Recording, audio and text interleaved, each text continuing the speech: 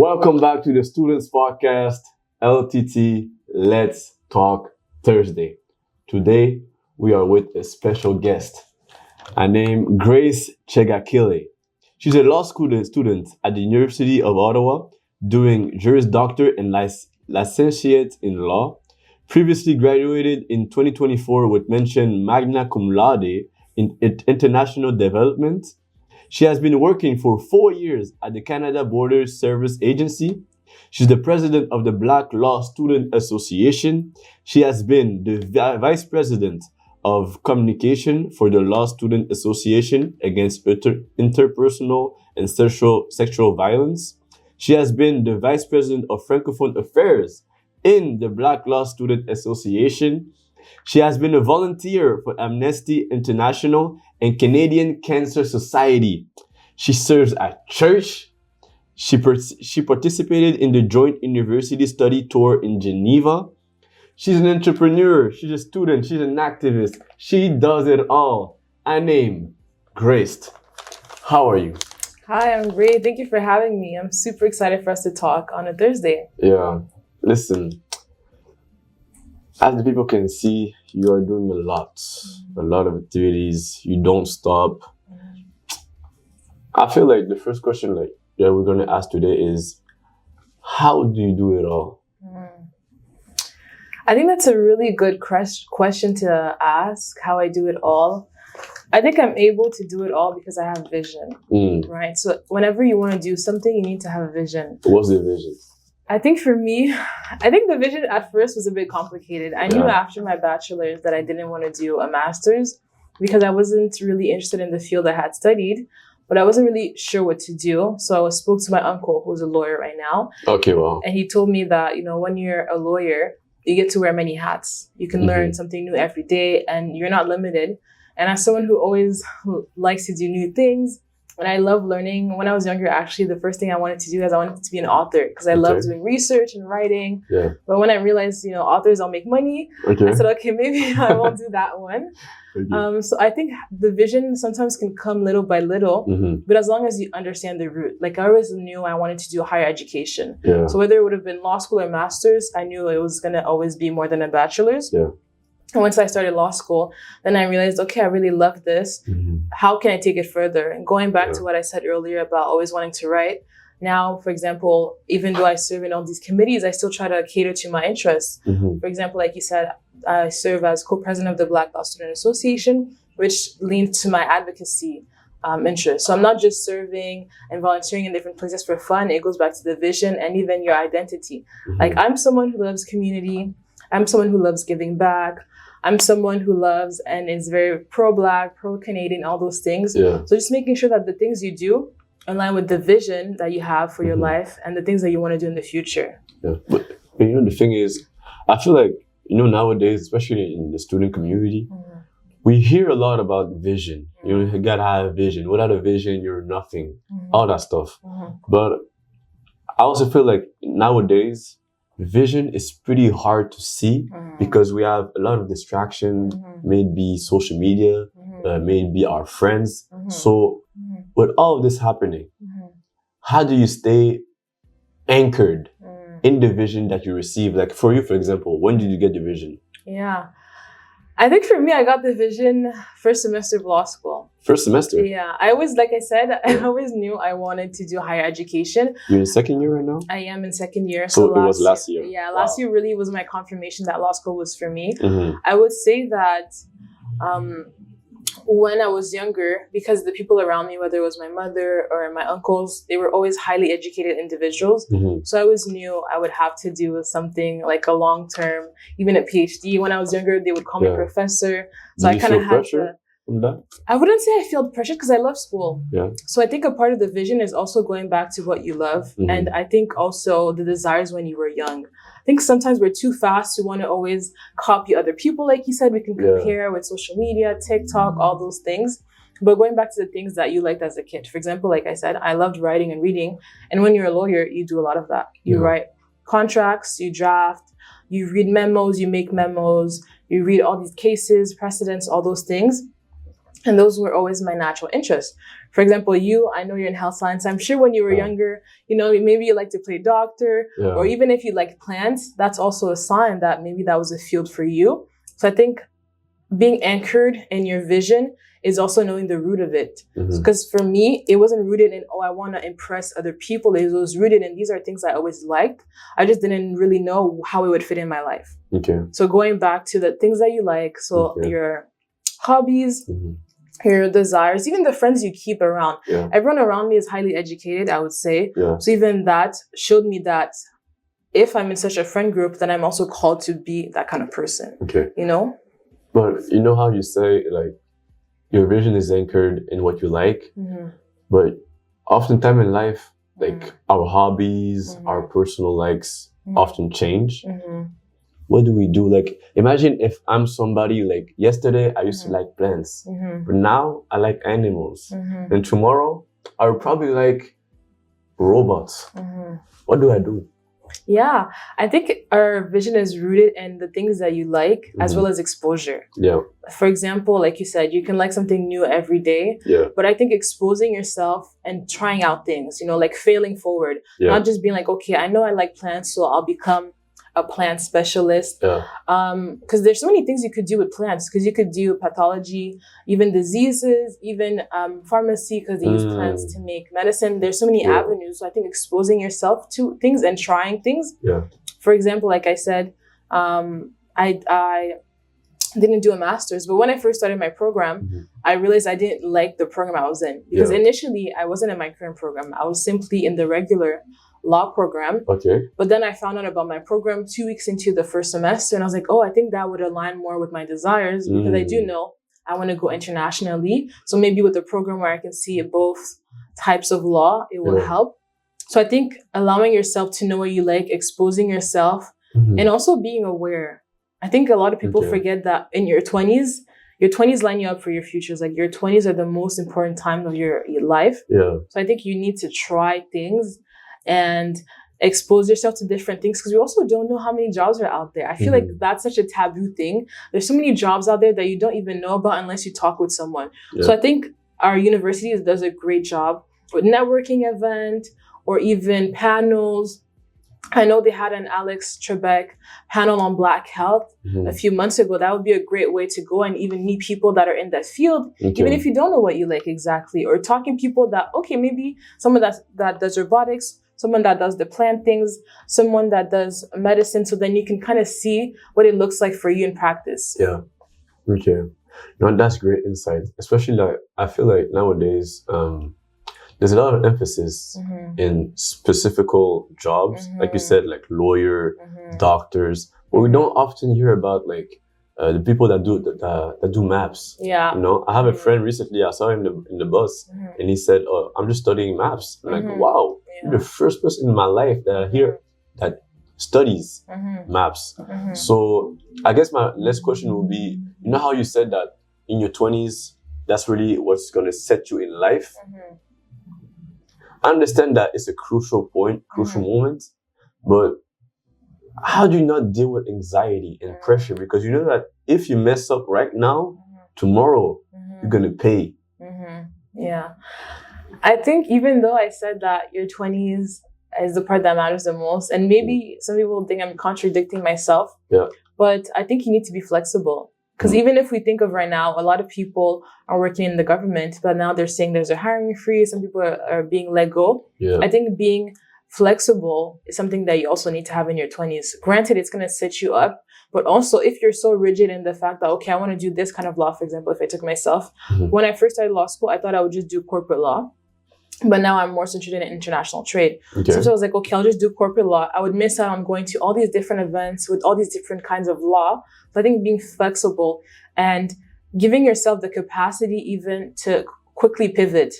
I think sometimes, we're too stuck in, I know I'm doing this program, I know it leads to that, but opening yourself up to pivot if an opportunity comes. For example, I'm sure you had the opportunity to do this podcast, but if you're like, I know as a student senator, I'm only supposed to do these type of things. Yeah. I know I only have a year. Yeah. I'll just do my 1 year and go to the regular meetings. Yeah. Then you would never have had this opportunity to even realize that, okay, like maybe I like having discussions in this sort of forum. Maybe there's not enough discussions even being had. So you seize that opportunity because you're flexible and you were open-minded. I think these are things that we take for granted. We don't understand how valuable it is to have these kind of skills. Yeah. And it can be hard at times if you didn't grow up having those skills. But you can always open your mind up more by reading, being around people that are open-minded, and like I said, going to different events to expose yourself to what is out there. Okay. And where did you get that mindset of just going forward, of just going for what you love? Because a lot of people love a lot of things, but they won't do anything about it just because of fear, I guess. So my question is, how do you not let fear guide you in your everyday life? Yeah, I think the way not to let fear guide you in your everyday life is to remember one of my favorite proverbs, which says, if not you, who? If you don't do it, who will? I think too many of us fall in the fallacy of, oh no, somebody else will do it. Yeah, maybe the neighbor. Exactly, exactly. So many of us fall into that and you think, okay, somebody else will do it. I'll just stick to what I do. But if not you, who? But is that enough? For not let fear guide you? Because fear is really everywhere. Like when we walk, we don't know what tomorrow will bring. So how can I do to not let that fear of tomorrow, oh, I don't know if I'm going to really achieve this. Am I going to fail? Like, how am I going to do this? And if I fail, I know that these are going to be the consequences. How can I do to not go down that spiral? Yeah. So like I was saying, I think you really need to have that mindset of if not you, who, and remember your uniqueness. And also something that is so crucial, and I think it's so hard to really keep in mind, especially if you're like me, who's like type A, is the fact that failure is actually an opportunity to learn. Okay. Failure is always an opportunity to learn. At times, obviously, it will feel hard. I know so many people, for example, that they tried to apply to law school. They did an LSAT. They did it 3 times. They didn't get in until the 4th time. Yeah. But even though that seems like a sad story, it taught them resilience. You can learn so many skills by failing forward, like I was saying earlier. Yeah. Like, for example, me, I have a decoration business. And at first, I didn't want to do it. Yeah. But I remember I did an event and I had charged the person for a certain amount. And when I started to plan, I realized, okay, I didn't charge them enough. Like now I'm going to have to pay for things out of my pocket. Yeah. And that was a failure in a sense because on a business standpoint, I made no profit at all for that event. But also because of that, I learned, okay, when I'm making contracts, I need to properly assess how much I'm going to charge them per item, properly assess, okay, if the venue is that far, I need to take into consideration the gas. Because they don't expect to pay the glass, but it's a price that is included in the whole package. So I think allowing yourself to learn from your failures as well as giving yourself grace and being easy on yourself, because just having the courage enough to do something and to try new things is remarkable. One of the books I love, and it might sound basic, is Rich Dad, Poor Dad. Okay. And one of the sentences that he said is inside the book is that most people have the same skills as you, but the people that are billionaires, the people that are in high places, are the people that they're all one skill away from specialization because they took that bold step to really lock into the skill they wanted and to discern themselves and to differentiate themselves with others. But they could have failed, but they didn't because all they had to do is have that boldness, believing in yourself, as well as, like I said, going back to your vision and kind of making smart decisions. Also, I'm not telling people, if you want to invest in stocks, I'm not telling you to invest all your life savings.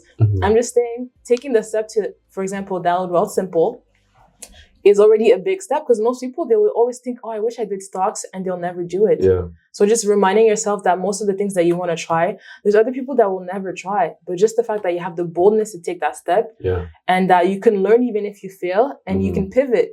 Like I was saying, is enough, I think, to push yourself to kind of get out of that spiral of failing and the pressure that you may feel with all the decisions that you have to make. Wow. What a great insight. Really, I really feel like we're really blessed today to have you on this podcast and to push the conversation further. Like I said in the beginning, you're in a lot of activities. Like, personally, when I read your resume, I'm like, How does she do it? I don't know who gave you my resume. Let's not do that. No, I was baffled. Mhm. Like, how does she do everything like that? You know, you're a future lawyer, you serve at church, you have a business, you have a job. So just those 4 things, it's really a lot. Mhm. And I feel like you saying what you're saying about believing yourself, Mhm. I really feel like it comes from a place of experience. Mhm. I feel like you really appeal to those students that need to work to job, Mhm. that needs to keep going to church and serving because it's what they love in life. Yeah. What would be the concrete first step for somebody to do what you do, to believing in himself, and to just starting saying, if not me, who? I think the first step is learning how to say no. I think too many of us we do so many things, and even if you don't do certain things, I feel like passivity in itself is a choice. So learning how to say no, for example, like you said, I do all these things, but that's because there was a few things I had to say no to along the way so that I could concentrate myself on these things. Like what? For example, I don't think you said it earlier, but it doesn't matter. Last year, I was in a different club and I was VP of Communications. Yeah. And I think actually maybe you said it, I was VP of Communications. But this year, I realized with all the things that I want to do, for example, one of my goals this year, and I don't like to say my goals usually, but you guys are going to get a little treat. I want to write an article. Right. Wow. But I realized I can't be doing all these different things and also work on my article and also go to church and be present for my family members. So I was like, okay, I think I need to stop that specific club. So I had a meeting with the president. And I was like, okay, I don't think I can do this honestly anymore. I would hate to say yes and under-deliver. And I think a lot of people don't know how to say no enough. We want to help people. I think especially when it comes to personality types, maybe you're used to being the friend that people can rely on. But when you're constantly saying yes to people, you're saying no to yourself. You're saying like, no, I can't do it because I have to do other things for other people. So I think learning how to say no, and not no in like a rude way, like, no, I can't do this, but just having honest and clear conversations about boundaries with people, it's going to elevate your life, I think, in such a way because you're going to be constantly choosing yourself. I don't think you should be saying no just to say no, because at the end of the day, if you're friends with people, you have family members, you still have a duty to do your due diligence and be present to member of society. But if you know that you're juggling all these things and because you're doing too much, you're not able to achieve the goals that you want, the vision that you had, and it's just going to slow you down and take you more years to do it, then it's time to learn how to say no. I think that's the first step to realizing that if I can't do it, like if not me, who? Learning how to say no and making priorities, breaking down your goals, having milestones, all those type of things. But first, you need to prioritize yourself by learning how to say no. So you said prioritize yourself. What other priorities do you have?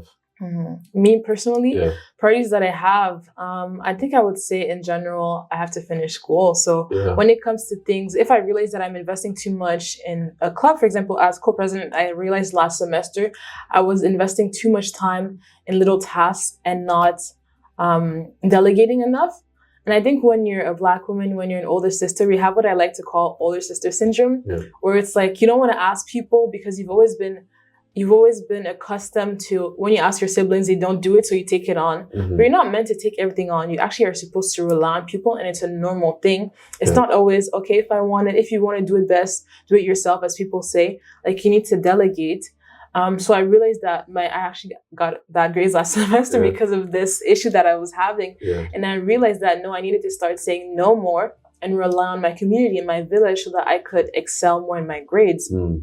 So I think, for example, my priorities are for sure finishing school. And I do want to finish with distinction. So I'm trying to keep a certain average.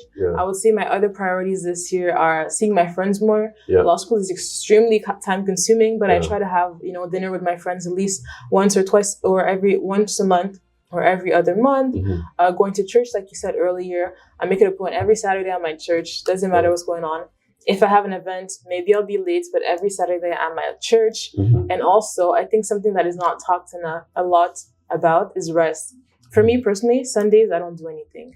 Sundays is my rest day. Don't call me, don't text me. Don't, like Kim Possible said, don't beat me. Yeah. Don't call me that day. I will not answer. I'll probably answer because I'm still a good friend. Yeah. But I'm not studying. I'm not doing anything church related, business related. Maybe because you still have to, be a good business owner. And I have a small operation. But relying on myself and prioritizing rest, I think, is a big part of growth. Okay. We're going to talk about rest later. But just about what you said about a village. Like, who's your village and how do you build a village? Yeah. For the people at home that don't know what a village is, can you just explain to us what is a village? Is it back in Africa? Like, where's your village? Guys, there's villages in Canada too. Yeah. Okay. I would say that a village is just a community, honestly. It's just the people that you have around you. And to simplify it, it's your friends, your family members. For example, I have 2 brothers. I'm the only girl. So my brothers are my village. I call them whenever I have issues. It could also be professors and mentors, because mentorship, I think, is a very important aspect of life. It could also be elders like your grandmother. So going back to family members, sort of. I would say for me, my village is very varied because I have people from different aspects of my life. Okay.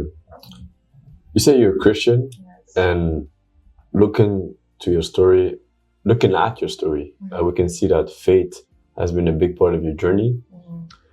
How does your faith comes in play in your everyday life, and what can you say to somebody that is just saying, she's saying Christian, but what does it mean? Like, is it really useful to be Christian nowadays? Because, we're in a laic society. Laic? C'est laïque? Oh, secular. Merci. Because we're in a secular society. I think being Christian is the most important thing in the whole world. I think it goes back to what we were saying about being rooted in your vision. It's like a safety blanket, but it's the biggest and like the best, like even better than Costco blankets. I know people like Costco blankets. It's the best safety blanket. And like you said, I can fall 7 times and still get up. So, yeah. Wow. Grace. My last question will be about rest. We talked about it earlier because you do a lot. I've said it multiple times in this podcast, but you really do a lot. So how do you do to not get burned out, but rather it's like you're being not burned out, you're being burned in. How do you do it? Like, how is your rest looking like? What do you do? Like, I know you're going to church, everything, but you work every day. You say Sunday is your rest day, but what do you do every day? You just say, I'm gonna keep continue. I'm not gonna give up. I'm just gonna keep running the race. Yeah, I think for me, being able to continue to run the race is, like you said, rest. And it goes back to what I said earlier about knowing your interests. I like TV shows. I like movies. I like all those things. So when I want to really not think about anything, I will turn on a TV show. For example, right now I'm watching Lie to Me. It's like a TV show about microexpressions and like crime, and I love it. So for me, I will watch TV shows, but I will also do things like going to the gym and Pilates because that will clear my mind. And exercising is good for the body, like I said earlier, today I was listening to worship music, so kind of allow me to calm down and have my thoughts be a bit more focused by listening to that kind of music to kind of mellow a bit down and relax. I would say these are things that really help me personally. If I were to say for people that are trying to find ways that they can relax more and make sure they're not burning out, but burning in, so leaning into the things that they want to do and excelling, I would say you would just have to do what you like personally. Some people like painting, and that's how they rest. Some people like reading. I also like reading, but I don't like reading. It's good to read to help your intellect, but also I like reading like books for 15-year-olds because it's interesting. It's funny because I love reading, but it's not like it's training my brain or mentally demanding. So I think even people who like anime or people who like ice skating, they can just go on the Rito Canal. I think it goes back to what you like and making time for it. Exactly, making time for it, leaning into your pleasures and stuff like that. Yeah. But what do you like? How do you rest? I want to know. Maybe you have good tips for us. Wow, I didn't expect it to turn it backwards to me, but what do I like? Personally, it's like you said, You know, me asking the question is also me trying to find ways to rest, because I know that a problem that I have right now is the lack of rest. Like, I feel like every day is going by, but I don't have time to just sit down. But I feel like nowadays what I like to do is just walk. I like to walk in the nature. Also read my Bible from time to time, because like you said, I feel like being present with God just allows me to have peace, and that's just my routine. For rest, I know that I also like to spend time with my family, because with my family it's like a catch up. Yeah. You know, we watch shows together, and it's just great to do that. So that would be my rest activities. But as for me, I also need to rest a little bit more. Yeah, but at least you have routine though. Like I was saying, me, I have my Sundays. As long as you make time for rest and you're intentional, you shouldn't burn out. Yeah. But rather burn in. Exactly. Burn in and lean to all the things that you want to do and excel. Wow. Grace Tsegakele. Wow. Yeah, that's my name. What a podcast with you today. Really, we have been blessed with your advice, with your story, with your testimony. And I just want to thank you for taking the time today to just speak to us, having normal conversation. I hope the student of URO learned something today, and something that they can take for their own lives and just advance with that, move forward with that. I thank you, Grace, and have a great rest of your day. We will see each other very soon, and take care. Thank you so much.